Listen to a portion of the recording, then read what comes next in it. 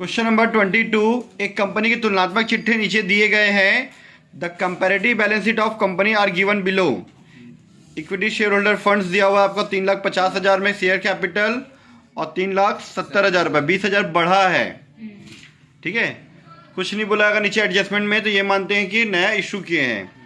Statement of profit loss, आपका profit loss निकल जाएगा। डिबेंचर 60,000 का 30,000 हुआ, मतलब आपने 30,000 पेमेंट किया है। अगर कुछ नहीं बोलेगा तो वैसे एडजस्टमेंट में अगर आप देखोगे तो दिया हुआ है 30,000 के ऋण पत्रों का आपने शोधन किया, रिडम्पशन किया, आपने रीपेड किया 30,000, तो 60,000 का डिबेंचर जो था वो आपका 30,000 हो गया। नेक्स्ट हमारा ट्रेड पेबल, तो करंट लायबिलिटी में आ जाएगा। लैंड 1,00,000 रुपए था, 1,50,000 हो गया, मतलब आपने 50,000 का नया खरीदा। नीचे दिया हुआ है एडजस्टमेंट में भी कि 50,000 का आपने खरीदा है। उसके बाद गुडविल 50,000 से 25,000 हुआ है। यहाँ लिखा है गुडविल रिटर्न ऑफ हुआ है 25,000। ठीक है, तो एक नया पॉइंट है जो चुकता लाभांश, डिविडेंड पेड, ये ऊपर में कुछ नहीं दिया है। बाकी जो पॉइंट नंबर 2 और 3 है वो ऊपर में एडजस्टमेंट में दिख जाता है। अगर हम लोग का नहीं भी दिया होता तो भी ले लेते। चलिए ठीक है बेटा, ये क्वेश्चन नंबर हमारा 22 का फॉर्मेट खींचा गया है। तो स्टार्ट करते हैं हम लोग। Point number A, cash flow from operating activities. Operating activities आप लोग इसको थोड़ा छोटा छोटा बनाया करना, क्योंकि आप लोग कॉपी एक पेज में, ताकि आंसर आ जाए। एग्जाम में क्या करना, आप लोग इसको अमाउंट का कॉलम थोड़ा सा बड़ा बना सकते हैं। ये जो एक ही लाइन में जो आ रहा है ना, उसको आप 2 लाइन में कर सकते हो, 2 पेज में बना देना।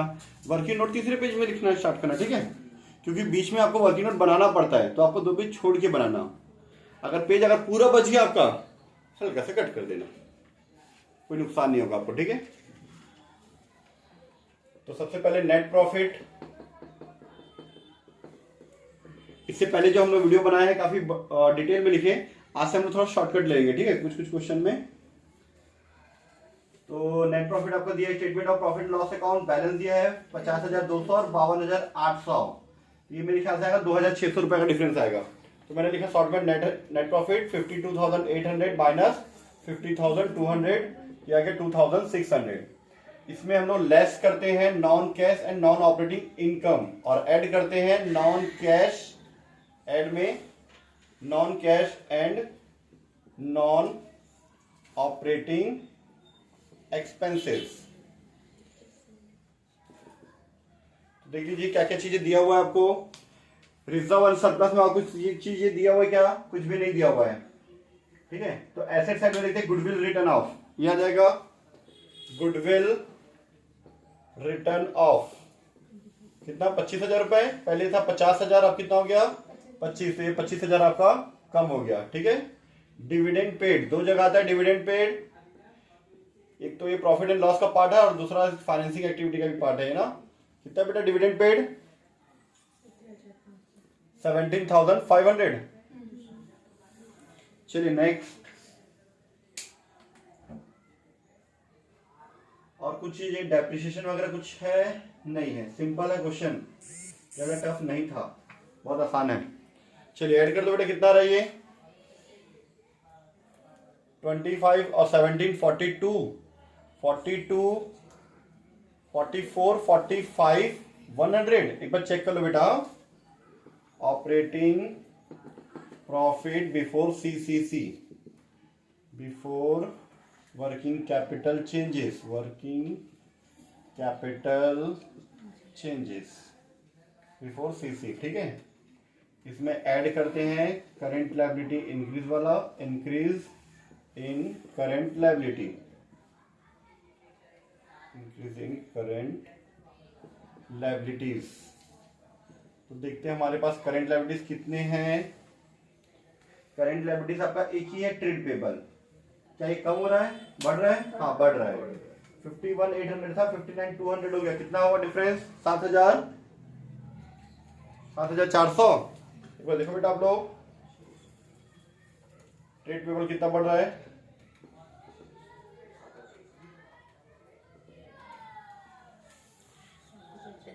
7,400 आया।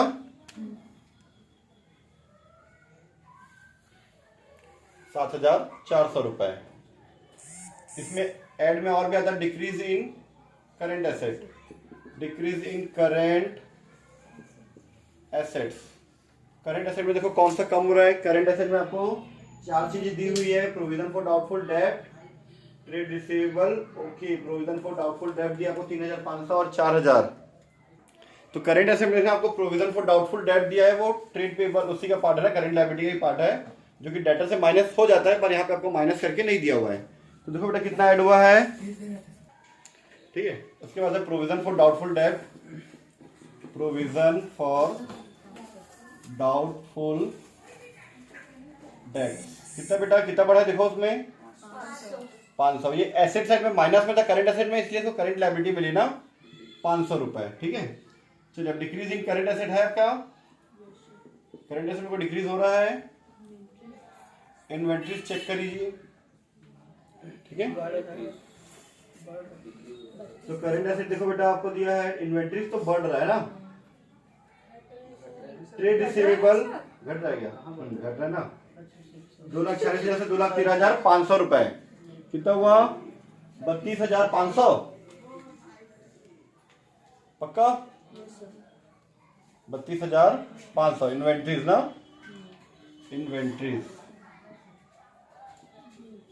चलिए ठीक है। लेस और कोई पॉइंट तो नहीं आएगा इसमें। Decrease in current asset, decrease in current asset, sorry liabilities, decrease in current liabilities है ही नहीं ना, पॉइंट नहीं ना, छोड़ दीजिए, चलिए ठीक है। Increase in current asset, increase in current assets, तो करंट एसेट में मेरे ख्याल से ट्रेड पेबल बढ़ रहा है आपका ना, ट्रेड रिसीवेबल,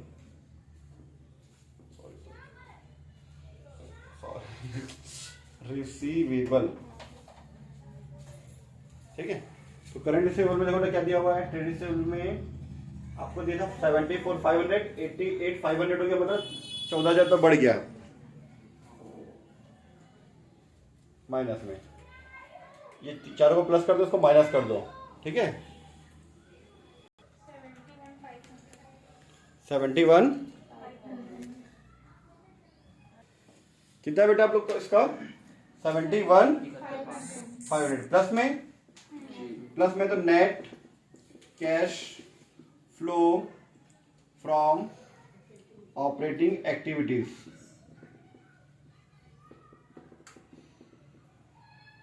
ठीक है, ए पॉइंट का आंसर। चलिए बी पॉइंट, कैश फ्लो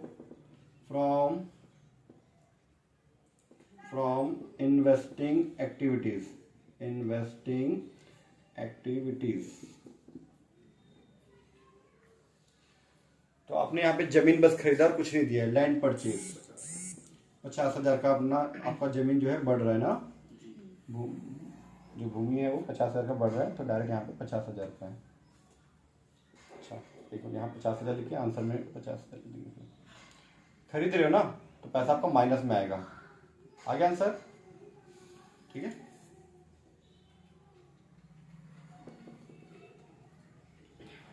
ऐसा माइनस में, तो net cash used in investing activities, ये बी पॉइंट का, ये ए पॉइंट भी इधर होना चाहिए ना। Point number C, cash flow from financing activities, financing activity में हमारा शेयर कैपिटल है जो कि कम हो रहा है या तो बढ़ रहा था, क्या हो रहा है, ये बढ़ रहा है 20,000 रुपए, तो नया शेयर है, शेयर कैपिटल इशूड लिख सकते हो या शेयर इशूड लिख सकते हो, ये तीसरा ऑप्शन है, इशू ऑफ शेयर कैपिटल लिख सकते हो। कितना 20,000 रुपए बढ़ रहा है, मतलब पैसा आपके पास आ रहा है, नया शेयर आपने इशू किया है। डिवेंचर कम हो रहा है, मतलब डिवेंचर क्या किया हमने, रिडम्पशन किया है, डिवेंचर रिडम्पशन 30,000 कम हुआ है, मतलब एक पेमेंट किया है 30,000 रुपए, और एक था dividend paid,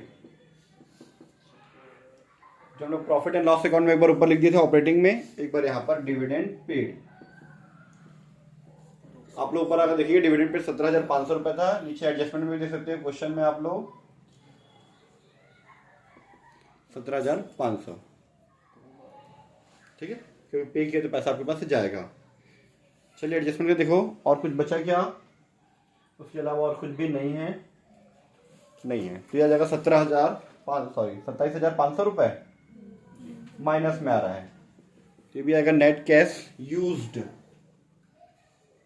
net cash used in financing activities, C point. ठीक है, चलिए सबको प्लस माइनस कर लेते हैं। 6,000 माइनस में, ठीक है, 6,000 आपका माइनस में आ रहा है, क्योंकि net cash, net decrease in cash and cash equivalent. फिर ऐड कर दो, शॉर्टकट में लिख देना आप लोग, ठीक है, cash and cash equivalent at the beginning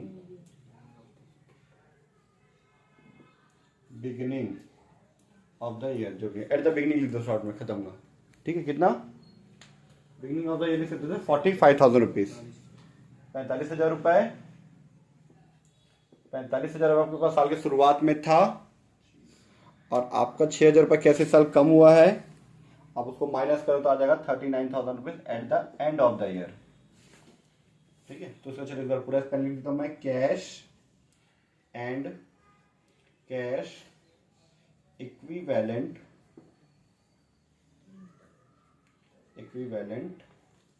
at the end of the year, at the end लिख दो, खत्म। ये हमारा क्वेश्चन नंबर 22 का कंप्लीट आंसर।